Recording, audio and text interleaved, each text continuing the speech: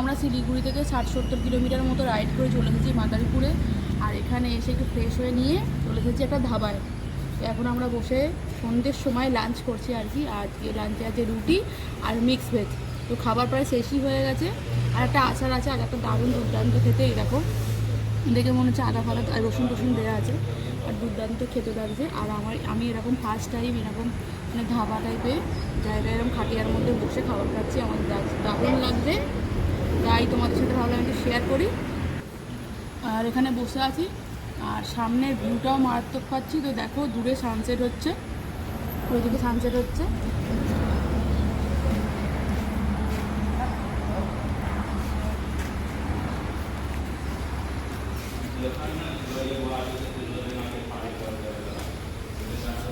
তো এই যে আমাদের গরম গরম রুটি একদম সার্ভ করে দিচ্ছে, হেভি লাগছে গরম গরম রুটি দিয়ে। আর মিক্স ভেজ নিয়েছি আমরা। তো চলো আজকে মানে এখন তো একটু পরে সন্ধ্যে নেমে যাবে, রাইডটা ইচ্ছা আছে রাত্রিবেলার দিকে করা, যতটা পারবো টেনে দেবো। তো আর কোনো কিছু আপডেট থাকলে তোমার সাথে অবশ্যই শেয়ার করবো। আর চলো এখন খেয়ে নিই।